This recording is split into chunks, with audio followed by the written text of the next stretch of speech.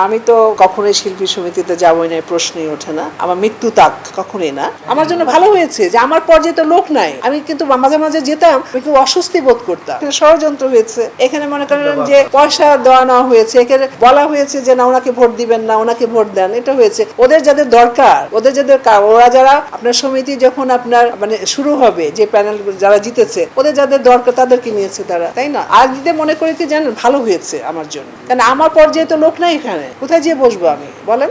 আমার জন্য ভালো হয়েছে যে আমার পর্যায়ে তো লোক নাই। আমি কিন্তু মাঝে মাঝে যেতাম, আমি খুব অস্বস্তি বোধ করতাম যে ওই আগে যে ছিলাম আমি কিন্তু অস্বস্তি বোধ করতাম যে এইবার যখন দীপজল ভাই ছিল, তারপর আপনার মিশা ভাই ছিল, যখন থাকতো ওকে আদার্স আছে না, ঠিক দীপজল আছে, বিয়ে টাইপটা সবাই আছে, আছেন আর কি। তারপরে মনে করেন রুমটার মধ্যে কোনো প্রাইভেসি ছিল না। না এইবার যে গেছি, দীপজল ভাই চলে যাওয়ার পরে, তারপর আপনার বা যে কোনো কারণে চলে যাওয়া, মানে উনি যে কোনো কারণে অ্যাবসেন্ট থেকেছে, তারপর আপনার মিশা ভাই অনেক সময় বিদেশে থেকেছে।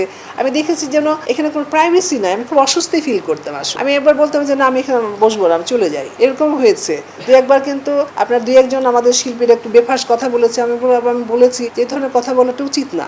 কেন বলবে মানে আর বেফাস আমার সাথে না, বেফাস কথা মানে হতে পারে না, হয়তো তার মানে পর্যায়ে জেনে আছে, হয়তো বললেন হাস্য তামাশায় করেই বলছেন আর এই ভান্তান এটা সেটা। কিন্তু তখন আমার কাছে লেগেছে যে না, আমরা তো কিছু সিনিয়র বসে আছি, তাই না? এটা তো অবশ্যই সেই অনারটা করা উচিত আর কি। কারণ আমি তো কখনোই শিল্পী সমিতিতে যাবই না, প্রশ্নই ওঠে না।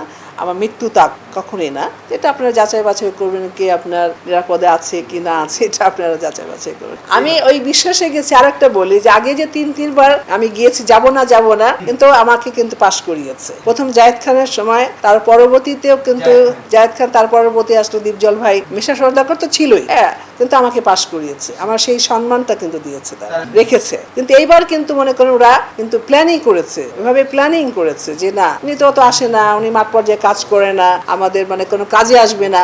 আমি একটা আপনার কি বলে গণমাধ্যমের মধ্যে আপনার দেখলাম, ফেসবুকে দেখলাম, কি যেন শিলা নাম করে বোধহয় মেয়েটা বলছে যে আমার 10 হাত আছে, আমি 1 কোটি টাকা দিব আপনার শিল্পী সমিতি। ওরে বাবারে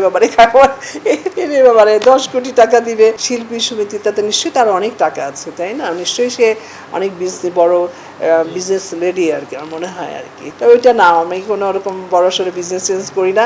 আমি ডাল ভাত খাই, আছি, আরামে আছি, আল্লাহর রহমত, আল্লাহর মেহেরবানিতে, আপনাদের দোয়ায় আমি মানে খুব ভালো আছি ইনশাআল্লাহ। না আমার যারা ভালোবাসে ওই ইলেকশনের দিনে আসছে, তাছাড়া তো নাই, তারাই ভোট দিয়েছে তো ইলেকশনের দিনে তো আসছে, যেদিন ইলেকশন হচ্ছে ওই দিনই এসছে তো, তারপর তো নাই।